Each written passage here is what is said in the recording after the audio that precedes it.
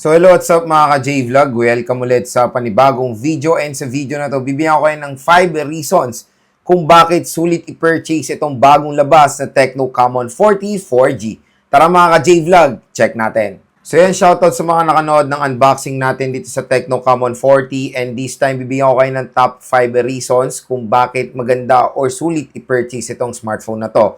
So bago natin to i-start, kung gusto nyo mag-purchase nito, nandito po yan sa gilid ng video yung merong shopping bag dyan, or sa description box, i-click nyo na lang yung link nitong Tecno Camon 40 dahil mas mura po ito sa online or sa official store ni Tecno sa online. Dahil ang SRP nito mga ka-J-Vlog, meron siyang SRP dito na 9,999 pesos or almost 10,000 pesos po itong device na to. Pero nabili ko lang to sa online ng 8,500 pesos. So, ganyang kamura lang po ito sa online. Kaya, maganda naman talaga bumili dyan mga ka-J-Vlog. Marami pa rin natatakot bumili online. Naiintindihan ko kayo. Pero, syempre, bibili lang kayo doon sa mga official store. Legit talaga yung bibilan yung tindahan. Para hindi na rin kayo mahirapan. Again, nandito lang po yung link sa description box or sa gilid ng ating video yung shopping bag. Diyan na kayo bumili dahil sigurado murang-mura nyo lang or ang laki po na makukuha yung discount dito sa smartphone na to. So, yun nga, meron siyang 8GB of RAM and 256GB of internal storage. At kakalabas lang nito or ito yung latest and greatest si Tecno sa Camon series. Na-try ko na rin yung Tecno Camon 30 last year at super duper ganda nun mga ka-J-Vlog.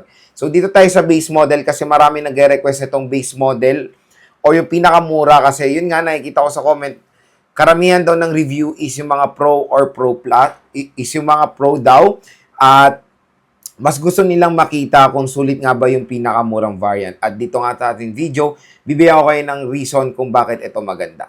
Reason kung bakit sulit i-purchase ng Tecno Camon 40 is yung display. Napakaganda ng display nito mga J-Vlog. Meron siyang large screen size na 6.78 inches, AMOLED display, at yun nga, 120Hz screen refresh rate at Full HD Plus 1080p resolution ito. So, napakaganda ng display nito, lalo na pag naglalaro tayo dito.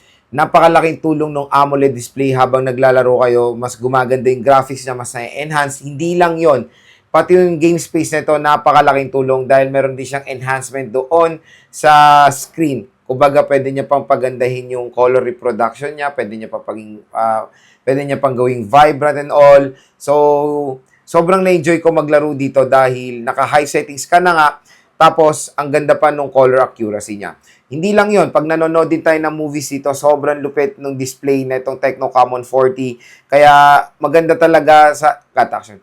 Kaya nakakatuwa, ang entry-level smartphone, 8.5 lang natin nakuha, pero nakapagbigay sa atin ng outstanding or premium display sa ganitong murang halaga. So mga ka-J-Vlog is yung chipset. I know maraming skeptical pa rin sa chipset nitong device na to. 4G Sa 4G, yan na talaga, accept na natin na yan na yung pinaka-the best na rin natin makukuha sa mga MediaTek Helio chipset. Yung MediaTek Helio G100, marami nagsasabi na pangit daw performance yan. For me, hindi naman. Mabilis naman itong device na to. Very snappy naman itong si Tecno Camon 40. Nakapaglaro na tayo dito. And surprisingly, Genshin Impact is playable naman din dito sa device na to. Ayan, naglaro tayo ng Genshin, Honor of Kings, ML, COD. Lahat naman ng games na to ay na-handle niya pretty well. Even Genshin Impact. Pero sa Genshin, syempre, naka-high settings naman tayo. Pero pinaka-mataas lang or sagaran talagang frame rate na kaya niyang ma-offer is 30 FPS. Even though sinet natin sa 60, pero hindi siya uma-achieve ng 60 hanggang 30 lang siya. Then, yung chipset niya hindi naman mabagal kahit sa day-to-day use, yung mga simpleng navigation lang or yung ginagawa niya sa device, hindi naman to nagahang opening of apps. Kaya okay na okay naman for me. For a price tag na 8.5, yung MediaTek Helio G100 Ultimate dito sa device na to. So, asahan nyo naman na makakalaro naman kayo dito sa Tecno Camon 40 4G. Third reason mga ka-J-Vlog, syempre, nandun na sa pangalan niya, camera. So, asahan nyo na pag Camon series, more on talagang, ang focus nito sa camera, na na-provide naman nitong device na to. So, again, akala ko, nung una, is triple camera tong device na to. Kung makikita nyo naman dito, triple ang camera na itsura niya. Pero again, mga ka-J-Vlog, it's dual camera system lang. So, 50 megapixel main and ultra-wide camera. Ito, I don't know kung sensor ba yan or parang props lang. Tinignan ko siya, hindi nga siya camera lens. Parang sensor lang itong bilog na to. So, parang Akalain yung ng una is ano siya, triple camera setup, pero hindi, dual camera lang siya. At meron tayo ditong LED light sa taas, yung kulay red na yan, tapos meron tayong dual flash. So yung nakakatuwa dito, even though 50 megapixel siya, na which is yan yung basic na nakikita natin megapixel sa ganito mga presyo, yung sensor ang pinakamalaking bagay dito sa Tecno Camon 40 dahil Sony sensor po ang binigay ni Tecno dito at napakaganda ng photo quality na mapoproduce na itong device na to. Sobrang linaw. Kumbaga, ayan o, pakita ko sa inyo. Ayan o. Ayan yung ano niya, linaw. At maganda yung sky shop din nito.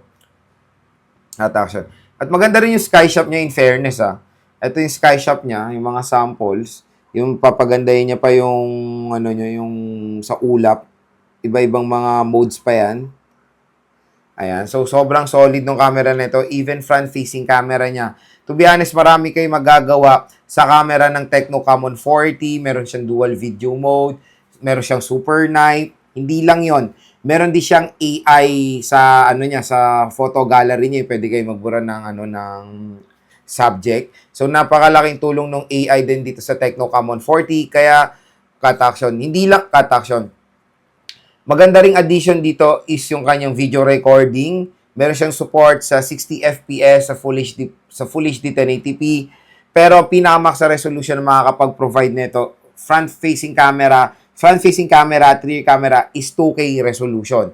Hindi lang yun mga ka-J-Vlog, meron din siyang ultra steady sa rear at front-facing camera. Kaya kung naghahanap kayo ng entry-level smartphone na sobrang solid ng camera quality, maganda pong i-recommend itong Tecno Camon 40 para sa inyo. Next mga ka-J-Vlog sa speakers. Sobrang lakas ng speaker nitong device na to. So meron siyang dual stereo speakers, isang speaker dito sa taas at isang speaker dito sa baba. At tingnan nyo naman, ang nakalagay dito, Dolby Atmos. Hindi lang siya dual stereo speakers. Support pa siya ng Dolby Atmos or tune ba siya ng Dolby Atmos. Alam niyo naman ang Dolby Atmos, kilala yan when it comes sa sa sound quality, na outstanding sound quality. Doon sa kanyang sister phone, which is the Infinix Note 50, JBL naman po ang mapoprovide na isang napagandang brand din when it comes sa sounds. So, dito naman is Dolby Atmos. Grabe yung bass quality nito. Pag nanonood ako, nararamdaman ko talaga yung vibration ng bass niya.